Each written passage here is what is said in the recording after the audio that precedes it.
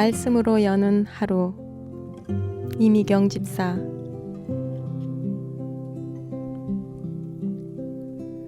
안녕하세요. 저는 말씀으로 여는 하루의 이미경 집사입니다. 오늘은 히브리서 11장에 있는 말씀을 가지고 함께 묵상하기 원합니다. 먼저 짧은 기도로 시작하겠습니다. 하나님 아버지, 오늘도 저희들의 생명을 주장하여 주심을 감사드립니다. 저희가 이 땅에서 육신으로 사는 것이 아니라 하나님이 주시는 말씀으로 사는 저희들임을 이 시간 고백하면서 하나님의 생명의 양식인 말씀을 통해서 하나님께서 저에게 들려주시는 귀한 음성을 듣기를 원하오니 성령님, 이 시간 함께하여 주시어서 하나님의 진리의 빛을 밝혀 주시옵소서. 예수님의 이름으로 기도드리옵나이다. 아멘. 하나님의 말씀은 히브리서 11장 1절에서 7절의 말씀입니다. 믿음은 바라는 것들의 실상이요 보이지 않는 것들의 증거니 선진들이 이로써 증거를 얻었느니라. 믿음으로 모든 세계가 하나님의 말씀으로 지어진 줄을 우리가 아나니 보이는 것은 나타난 것으로 말미암아 된 것이 아니니라. 믿음으로 아벨은 가인보다 더 나은 제사를 하나님께 드림으로 의로운 자라 하시는 증거를 얻었으니 하나님이 그 예물에 대하여 증언하심이라. 그가 죽었으나 그 믿음으로써 지금도 말하느니라. 믿음으로 에녹은 죽음을 보지 않고 옮겨졌으니 하나님이 그를 옮기심으로 다시 보이지 아니하였느니라. 그는 옮겨지기 전에 하나님을 기쁘시게 하는 자라 하는 증거를 받았느니라. 믿음이 없이는 하나님을 기쁘시게 하지 못하나니 하나님께 나아가는 자는 반드시 그가 계신 것과 또한 그가 자기를 찾는 자들에게 상 주시는 이심을 믿어야 할지니라. 믿음으로 노아는 아직 보이지 않는 일에 경고하심을 받아 경외함으로 방주를 준비하여 그 집을 구원하였으니 이로 말미암아 세상을 정죄하고 믿음을 따르는 의의 상속자가 되었느니라.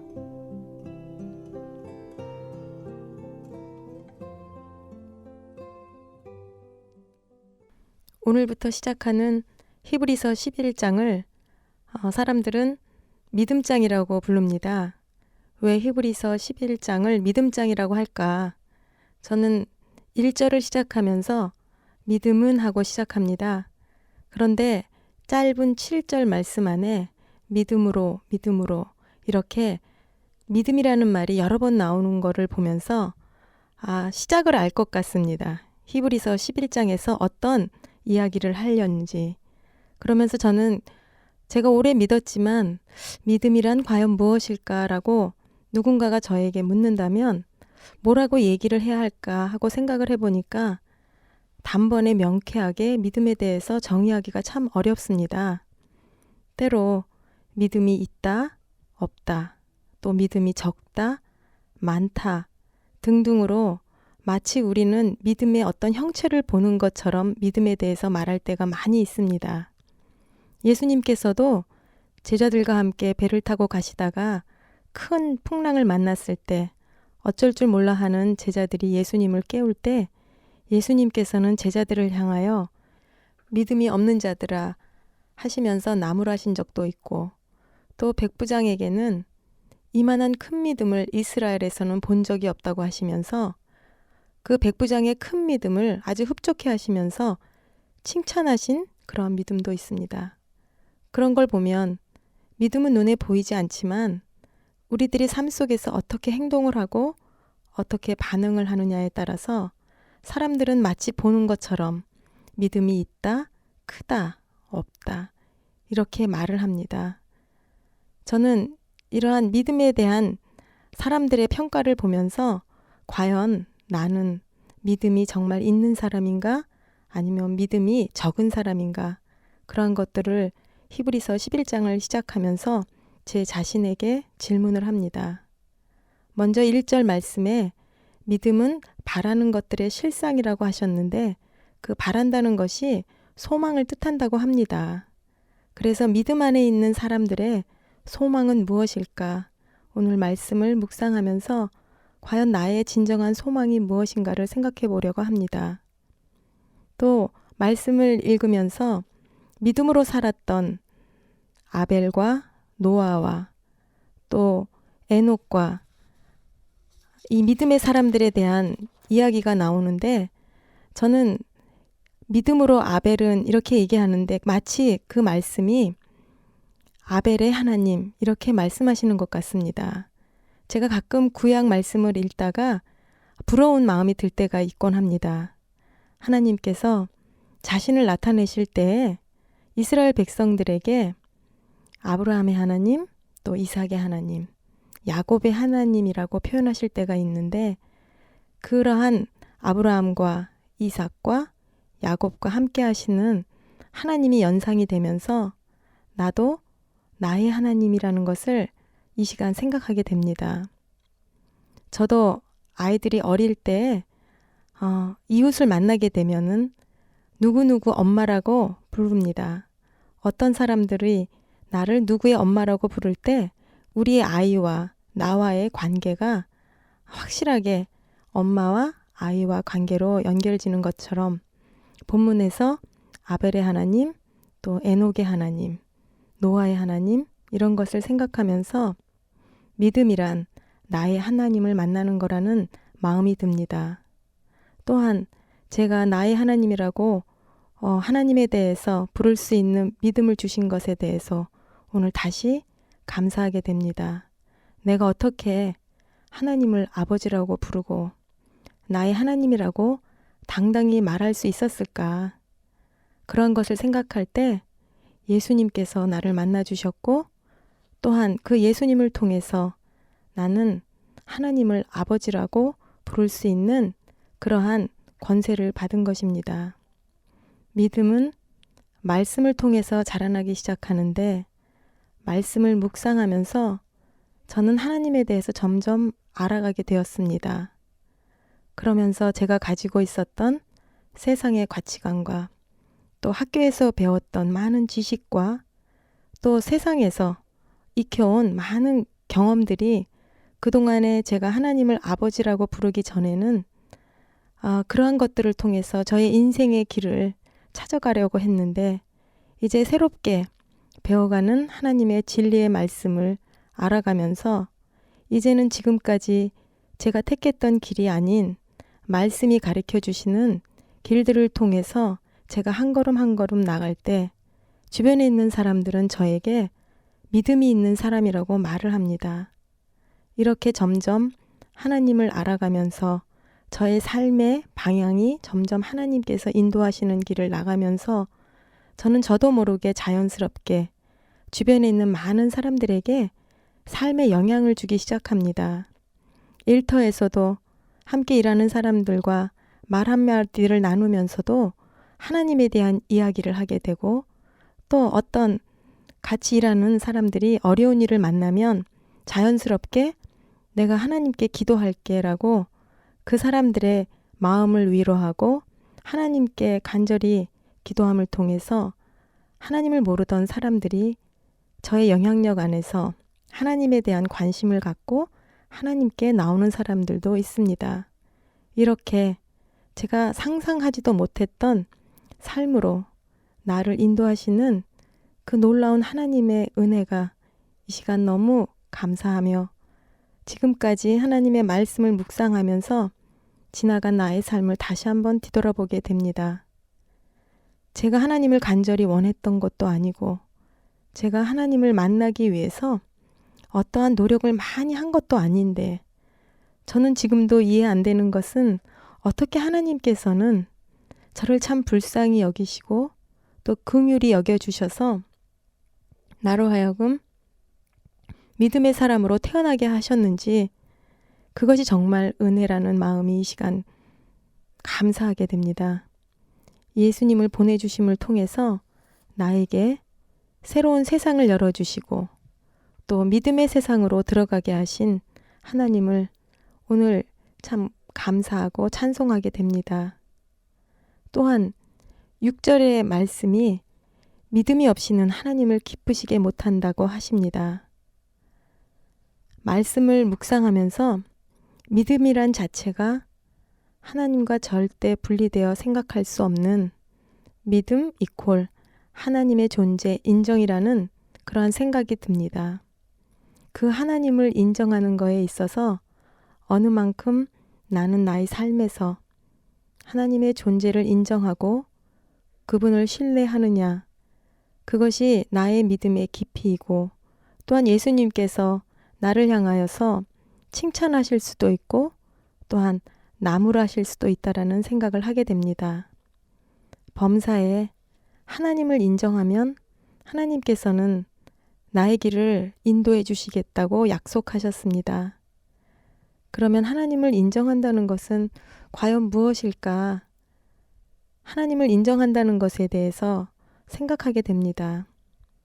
하나님에 대해서 인정한다는 것에 가장 먼저는 내 자신이 죄인이라는 거, 그리고 내 스스로 그 선한 의에 도달할 수 없다라는 거, 하나님께서 나를 구원하시기 위해서 나는 정말 아무것도 할 수 없기 때문에 독생자 예수 그리스도를 보내주시고 그분을 믿음으로 내가 하나님을 인정하게 된다라는 것을 깨달았습니다.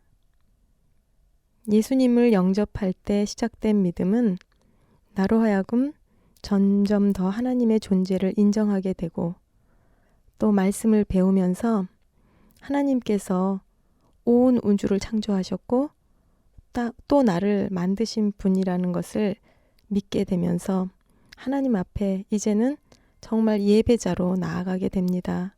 그리고 또한 하나님께서는 예배 받으시기에 합당하시고 또한 예배 드리는 나를 얼마나 기뻐하시는지를 생각하게 됩니다. 이렇게 하나님에 대해서 점점 알아가면서 하나님이 기뻐하시는 그 삶을 향해서 나아가는 게 마땅한데도 여전히 나의 삶을 들여다보면 여전히 하나님 한 분으로 만족하지 못하고 세상의 눈에 보이는 것들에 의지하려고 하고 참 그러한 연약한 모습들을 많이 발견하게 됩니다. 그래도 감사한 것은 하나님의 말씀을 묵상함을 통해서 말씀이 나의 그릇된 모습들을 보여주는 거울이 되기 때문에 저는 하나님의 말씀을 묵상하는 것을 너무나 귀하게 여기고 감사하게 되고 이러한 말씀의 묵상을 통해서 하나님이 원하시는 그 길을 한 걸음 한 걸음 나아가게 됩니다.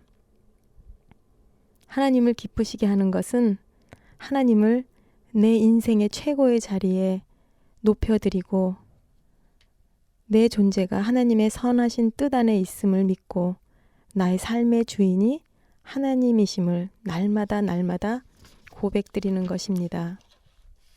저도 두 아이가 있습니다. 아들과 딸이 있는데 부모인 제가 우리 아이들을 통해서 가장 기뻐하는 것이 무엇일까? 하나님과 저와의 관계를 생각하면서 기대해보는 그러한 기쁨이 무엇인가 생각할 때 제가 우리 아이들에게 바라는 것은 엄마와 아빠의 관계가 친밀하고 또 건강하고 밝게 자라면서 엄마 아빠와 사이에서 아무런 감춤이나 거짓이 없이 서로 사랑하고 믿는 것일 겁니다.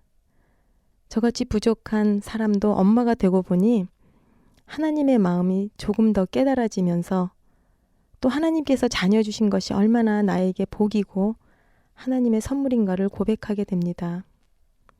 그리고 또한 점점 믿음이 깊어지면서 하나님을 신뢰할 때 나는 나의 삶에 펼쳐지는 그 어떠한 일에 대해서도 두려워하거나 놀라지 않고 하나님 안에 내가 있음을 고백하면서 이 안에는 절대 우연이 없다라는 것을 믿고 하나님 안에서 말씀을 붙들고 한 걸음 한 걸음 나아가는 것입니다.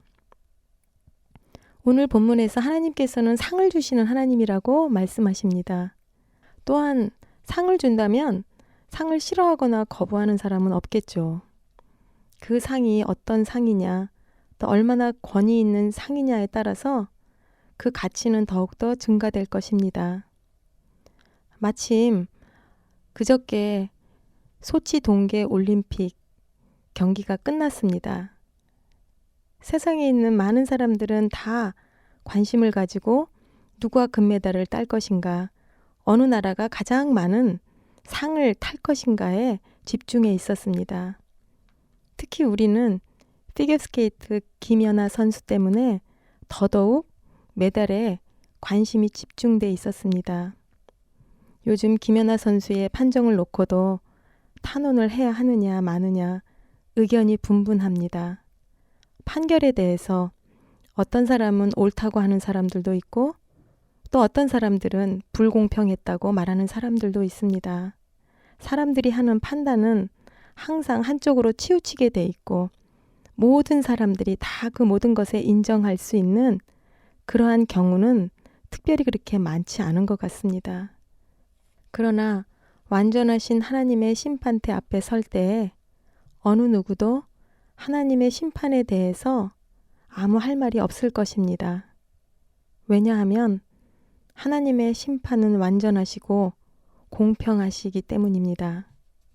그러한 하나님의 공평하신 성품에 따라 이 땅에서는 비록 억울하고 불공정한 대우를 받는다 하더라도 하나님께서는 이미 다 알고 계시고 또 보고 계시고 생각하고 계신다는 것을 우리가 믿는다면 오늘 나의 삶이 누구 앞에서 바르게 살아야 하나 답이 바로 나오게 됩니다.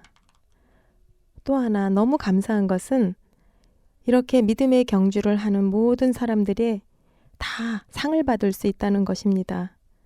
세상의 상과는 너무 다릅니다. 세상의 상은 올림픽에서는 금메달, 은메달, 동메달, 또한 큰 경기에서는 1등에서 2등, 3등 몇몇 사람에게만 상이 주어집니다. 왜 그래서 사람들은 세상에서 1등을 해야 한다는 1등 지상주의로 가는지 너무 알 것 같습니다. 한때 저도 우리 아이들에게 1등을 강요한 적이 있었습니다. 그러나 1등의 능력이 안 되는 아이에게 1등을 요구하는 것은 너무나 무거운 짐이었습니다. 우리 주변에서 나를 포함해서 아이들을 사랑한다는 많은 부모들이 1등을 강요합니다. 그러나 정말 부모들은 1등에 그러한 가치가 있는지요? 이러한 것은 바로 우리 안에 있는 죄악된 욕심과 탐심이 우리로 하여금 1등 지상주의를 향해 나아가게 합니다. 그러나 하나님께서는 나에게 한 번도 1등을 요구하신 적이 없으십니다. 누구든지 믿음으로 하나님 앞에 나아가며 하나님을 신뢰하고 하나님을 기쁘시게 하면 하나님 앞에 설 때에 누구나 다 상을 받을 수 있다는 것이 저는 너무 좋습니다. 그러나 저더러 상을 받기 위해서 일부러 억지로 살라고 하면 너무 힘들 것 같습니다. 상을 얻기 위한 목적의 삶이 아니라 정말 하나님의 은혜가 감사해서 하나님을 기쁘시게 하기 위해서 하는 삶이라면 그것은 마치 나무 가지가 나무 몸통에 잘 붙어 있으면 자연히 과실을 많이 맺게 되는 것처럼 그냥 예수님 안에서 말씀 안에서 말씀에 따라 순종하면서 거하면 저절로 아름다운 열매를 맺게 되고 그 믿음의 열매가 저절로 하나님 앞에 상이 되고 또 하나님 앞에서 하나님을 기쁘시게 하는 삶이 될 줄로 믿습니다. 그렇기 때문에 오늘 바라는 나의 소망은 무엇인가? 하나님 안에서 상 받는 하나님이 기뻐하시는 자랑하는 딸이 되기를 원합니다. 오늘 여러분들도 삶 속에서 많은 어려운 일들을 만날 때에 과연 어떻게 사는 것이 하나님을 기쁘시게 하는 것인가를 생각하면서 하나님 앞에 상 받는 여러분이 되기를 기도합니다.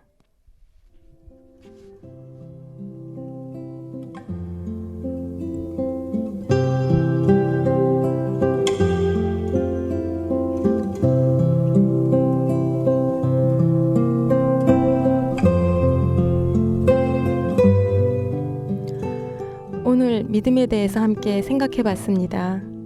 오늘 하루의 삶 속에서 여러분들의 믿음을 하나님이 보실 때 믿음이 있다고 칭찬받는 여러분들의 삶이 되기를 기도합니다. 안녕히 계세요.